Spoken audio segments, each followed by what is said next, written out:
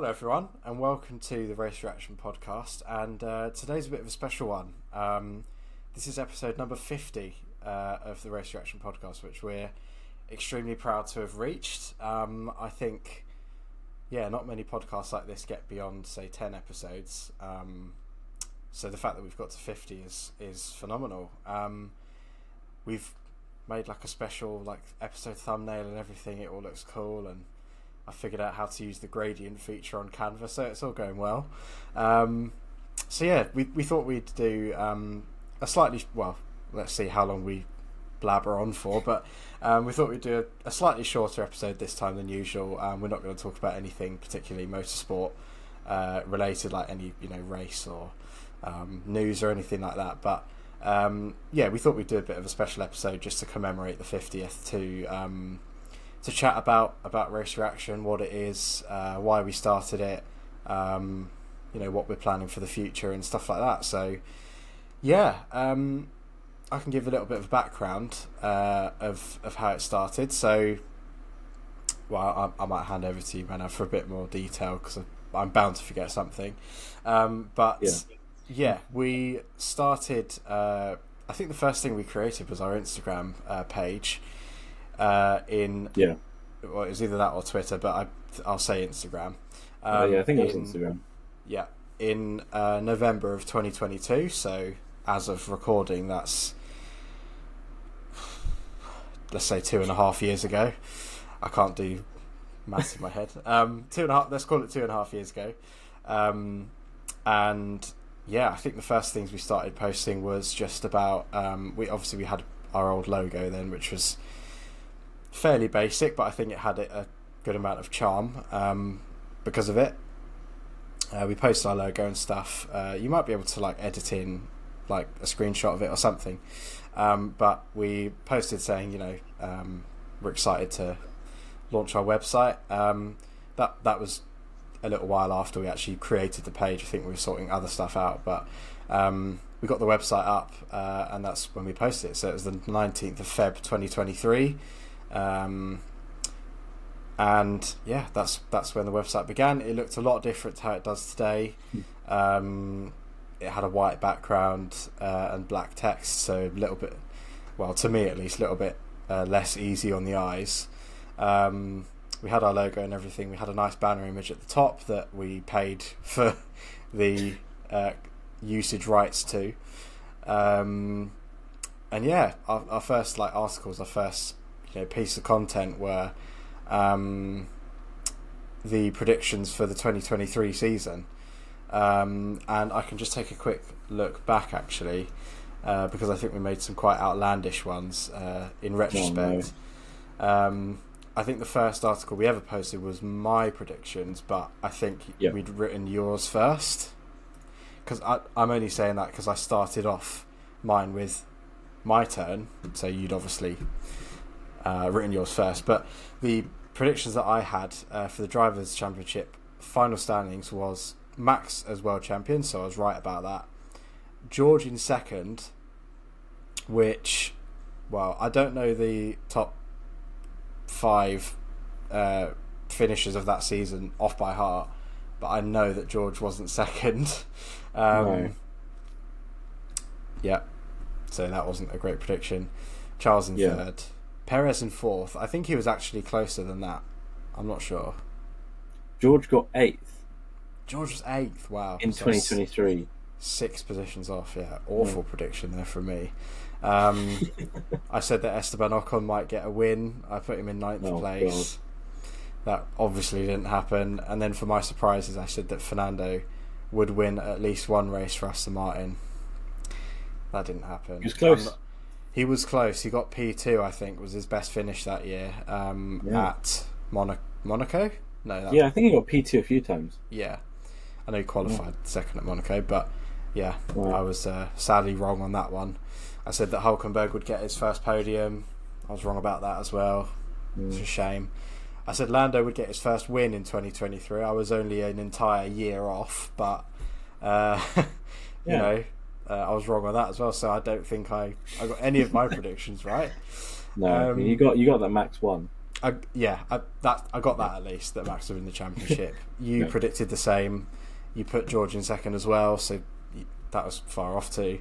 You put Yeah. Lewis in third, which didn't I mean, happen. Lewis got third that year. Yeah. Oh, he did. Oh, right. Yeah. Sorry, apologies, I was Lewis. right. Not that you're listening. Um, but yeah, and then your surprises were that Alpine wins a race. Yeah. Alfa Romeo would get a podium. That didn't happen. And George and Lewis wouldn't get on well. That didn't happen. I think they got on quite well as teammates. So I think we were just desperate for another 2014 season. But there you go. True.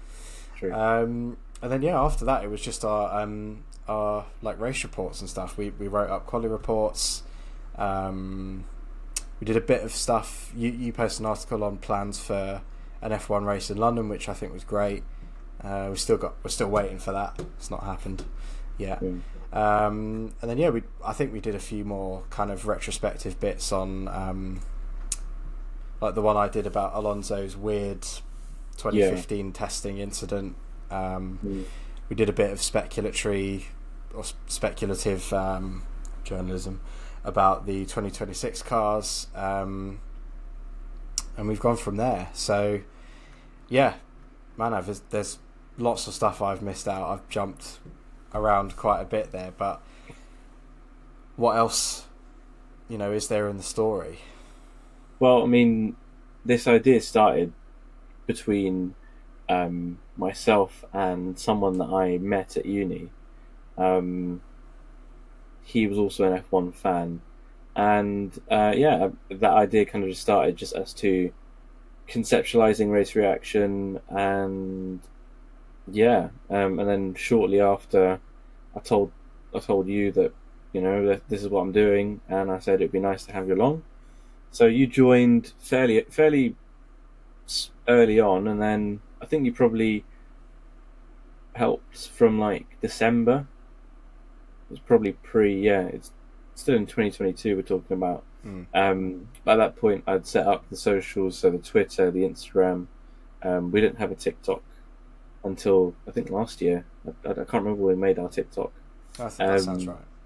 Yeah, but we launched the website on Feb 19th, 2023. I mean, obviously, the elephant in the room is that why isn't there a third host every week? That's because I mean, it was just to do with commitments the guy had. He couldn't juggle race reaction and his personal life, so that's that really. But I mean, race reaction is our child, really. It's our baby. We've had it for pretty much 2 years. I mean, the podcast itself, when did we start that? Now I'm going to be really specific. I think we launched the pod. Let me get the answer. June. It was June 23. It was only a few months after we launched. I'm going to say like the 26th of June is when we launched the first episode. Or 21st or 26th are the numbers in my head. Hang on, I'm almost there. Just scrolling through Spotify. Yeah, all of the episodes.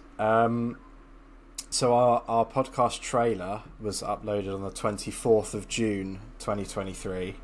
And our first episode was the 25th of June 2023 about who should have won the 2021 Formula One World Championship, and it was an hour 40, something like that. A long one. It was an hour and 19 minutes long. Oh, okay. That's still long. I mean, to be fair, the interview that's released recently with Greg McCall, I mean, that was what, an hour and 9? 10? Yeah, roughly. So, but anyways, I think I remember that podcast was very interesting because we didn't know how to edit. Like, editing, it was an absolute nightmare. I remember we started recording in the morning and we left the recording studio at what, like 6 o'clock, 7 o'clock? It took all day. It took all day to record that episode, and now, if we record an hour episode, fortunately, my editing skills have got so good that I can probably pump that out within an hour. That's not a flex. That's just that's how our skills are developed. And I mean, the podcast is a completely different like world as well. I mean, yeah. But anyways, let's not jump too far ahead. But yeah, with the website, we started writing separate qualifying and race reports as well, which is really interesting. Um, we found that qualifying wasn't that interesting that it needed its own article, so we embedded it in our race reports.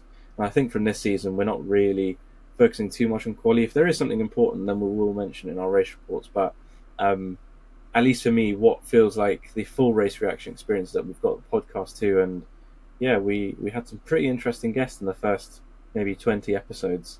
We had episode 3 was founder of, well, not founder, but he's the owner of Van Wall, the first team to win the Constructors' Championship in 1958, I think. Um, and Ian Sanderson, he was extremely lovely. I connected with him at work, one of my previous jobs. Really lovely to talk to. He's one of those guys that have stories for everything. And then 2 episodes later, I think it's probably our most star-studded guest, and I think even just reflecting on it is insane that we managed to interview Steve Nichols, the designer of the MP44, or well, who was on the design team. Whether you want to say it was him or who's the other one, Gordon Murray, up for debate. But we are slightly biased because Gordon Murray hasn't been on the Race Direction podcast yet. Maybe we could get him to come on and fight his corner about it. yeah, exactly. That'd be a great one. We'll send that email. Yeah, that was pretty much it. And then we've interviewed other people like Steve Bradley, who is a racing driver who raced against Senna in F3, so in his junior categories, which was really interesting. We interviewed Chris Okocha, who's a good friend of Race Reaction. Yeah, I'm just trying to think anyone else we've interviewed. I mean, and they've kind of picked up again. We interviewed Ben Wellham, who's a motoring journalist, and really really big petrolhead. And yeah, our most recent interview is Motorsport Mine, Greg. He was really interesting. But yeah, anyways, yeah, I think the podcast has been something I've really enjoyed. Yeah, I mean, yeah, what do you think about the pod? I mean, the Race Reaction is so interesting because there's so many different parts of it: the social media side, the pod, and the website. But yeah, go on, Miles. What do you? It's I really enjoy doing it. It's very different to the race reports. We don't have to be as kind of I was going to say factual. Then obviously we have to be factual, but it's a bit more freeform and easygoing than a race report. It takes less time, I'd say, from start to finish. And yeah, so we used to record at your university in the podcasting booths facilities. That was good. We probably had better audio quality back then, actually. No, 100%. But I had moved house away from London, so I couldn't do in-person recordings anymore. So thankfully we had Spotify's Riverside that we're using now. That's basically like, it's just a Zoom call that has recording and editing features. That's how I could best describe it. It's probably in the corner that says powered by Riverside or made with Riverside. So that's what it is. And yeah, I mean, it's not like we've dropped the frequency of the podcast or anything. It's still, every week, every 2 weeks, roughly. So yeah, I think it's great. And yeah, having the guests on is really cool as well, because yeah, looking back at it, I mean, I've got a poster up there of the MP44 right there, and we spent an hour with the guy that helped design it. So it's pretty surreal to think about. And then yeah, we've had other really interesting guests. People involved with Van Wall, which is, if you're not so much clued up on the more historical side of F1, you may not have heard of. But to the people that do know about the origins of Formula One and its early days, Van Wall was a huge name. It's basically like the Mercedes-Benz of today, or the Red Bull of today. They were a big team, and they've got such rich history, and that I think they're still going now. A few years ago it was I think they were in the 24 Hours of Le Mans under Oh, this is going to be a test now. Forget the name of the team. Vanderbilt. I think so. Yeah. Yeah. Something like that. Sounded similar to Van Wall anyway, but the branding was revived for that. So they have done some more, recent racing. It's not just some, name lost to time with the odd chassis in a museum or anything. So yeah, that was really interesting. And yeah, I say we aim for Max Verstappen next, or Adrian Newey, we said the other week, or Martin Brundle. That would be great. Yeah.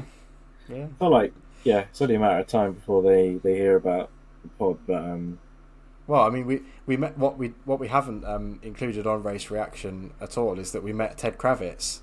We True. went to the Race podcast, like live event / recording in, I think it was early 2023. At one of the big I don't even know what it's called. It's in King's Cross. It's a big conferencing hall. But yeah, they had a great big stage in there, and we went there to sit in on the live recording of the race podcast with Scott Mitchell Marm and the others whose names I've forgotten. Ed Straw, I think. Ed Straw, and Ted Kravitz was their kind of like guest. And yeah, there was a bit of like a meet and greet afterwards. We stood there for probably 45 minutes. We were the last people to speak to him, but we've got pictures with him and stuff. And it was cool. We told him about Race Reaction, what we were doing, why we're starting it, and I still remember very well his piece of advice was, look at what everyone else is doing and don't do that. Like, try and get an angle on something that no one else is considering or looking at. Which I think is a great piece of advice, but it's also a bit ironic because he works for Sky Sports F1 and they have the monopoly on broadcast of Formula One in the UK. So true, But yeah, we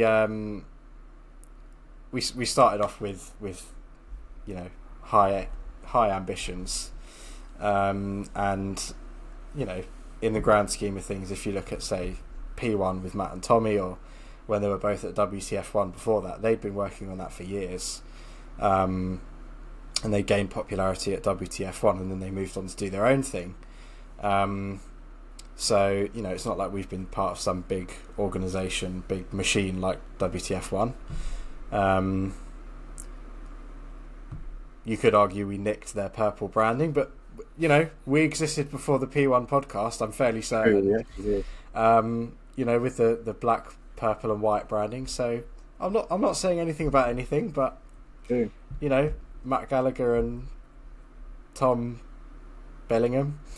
Yes. I remember when P1 was, before it was announced, actually, I was I had the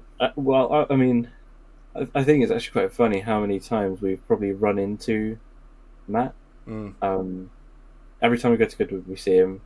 We saw him at Goodwood last time when he was interviewing Alex, I think. Yeah. When I met Alex and you got blanked by him. Yeah, I'm still angry about that. It's alright, maybe next time, you were there. Yeah. Yeah, Alex Albon, if you're watching this. But we met Matt quite a few times, and I remember meeting him when I was at when I worked at Selfridges, and he told me, I think in December, I believe, or November it might have been, that he was launching something with Tommy. So I was one of the first people to know about P1. And then literally last month we were in London, and we just walked past him on the street. Yeah, I know. We didn't speak to him. You were looking at something else, and I went, that was Matt Gallagher. Yeah. So that's insane. We've seen him a few times, and we told him about Race Reaction last time at Goodwood, and he was like, "Yeah, keep it up. You got purple, colours and stuff as well. That's cool." Yeah, no. I think but anyways, I mean, it's always nice. I mean, I have a video on my phone. I don't know if I posted it. I probably will. Of Matt saying follow Race Reaction. I think you should post it. Yeah, I should post it actually. I don't And think I have. at him on Instagram and say, hey, Yeah, remember when you said this? yeah. Yeah. Regret it now. No, I'm joking. Yeah, it's great how I think we've met quite a few people in the industry, and yeah, the feedback that I get from people that I speak to sometimes, who are involved in like the general media and journalism side of things, they quite like what we're doing, and um, yeah, obviously there are probably other 50 to 100 other F1 podcasts that do something similar to us, but we really are two guys who are absolutely obsessed with F1. But yeah, we kind of set it up so we don't so we aren't controlled by anything, and kind of can say what we want, within reason, obviously. Um, Of course. but yeah, I think it's just such an amazing thing that we do it. It doesn't really feel like a chore, even though we're doing it every two race reports every week or two. I mean, it really, like, honestly, I really enjoy doing this. It's and doing, firstly a undergraduate degree, and now doing like a postgrad. I mean, it's literally like so much fun compared to anything else I do. So yeah, Miles, what do you think the future holds for Race Reaction? This is a very job interview question, isn't it? Global domination. No. Yeah. Well, maybe. Not really.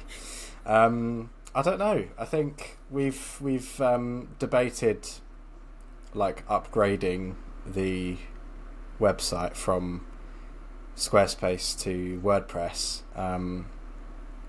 Don't know how long that would take. I think you've got some experience with WordPress, but yeah, We're going to need a lot more experience. yeah, and probably deeper pockets too. Yeah. And I think we still hate Squarespace. It's very annoying to use, but it's good enough for what we need it for at this stage. True. But yeah, I think we had the like rebrand, if you want to call it that. We changed our logo. I really like the look of it. We've got this merch here. Yeah, merch. It says Race Reaction. Merch. Courtesy of Uniqlo, so thanks for that. Yeah, big up Uniqlo. We could have had anything written here, so it's not like we've got some partnership or anything. But yeah, I don't know. I think what the future holds. Well, we're at episode 50 now. We've been going for, call it 2.5 years. I think we could get to 100 before another 2.5 years have passed. So Sure. Yeah. I don't see any reason why we couldn't do that. Get some better. That sounds really bad. Just some more podcast guests. Not better ones. They've all been great. Better. Yeah. No, some interesting guests on the podcast, hopefully. We're still planning to go to events and stuff, so Goodwood or Formula E, that's kind of our local thing. I visited the Silverstone Museum a few weeks ago, so there might be a feature up about that soon, so it won't just be like about motorsport events per se, but motorsport adjacent stuff. So we might do more of that. Yeah. Difficult to say exactly what we're going to do, but we'll just go with it and see where it takes us. I agree. I think hopefully we'll try and go to an F1 race as well, and cover what it's really like. But yeah, I mean, I'll try. We'll try to get so many more guests, because I really do think that hearing from people who make the industry what it is, it's very insightful. Not necessarily talking to drivers, but people sort of around the industry is really interesting. But yeah, I guess that's pretty much it. We've managed to talk about Race Reaction for nearly 25 minutes, which I think is a skill in itself. But yeah, I'm extremely happy just how this has developed, and over the last 2 and a bit years, we've come to really enjoy this. We've got merch, like, it's pretty cool. You'll be seeing us in Primark before you know it. Yeah, exactly. Yeah, aim higher, like H&M maybe, But well, thanks, Miles, for being such an amazing co-host. Sounds like we're leaving, but we're no, nothing's happening. No, but thoroughly enjoyed this, and yeah, looking forward to a lot more content very soon. Here's to another 50 episodes. Of course. Thank you so much for listening to this very special episode, our 50th episode of the Race Reaction podcast. And yeah, here's to the next 50. Thank you very much, and see you soon.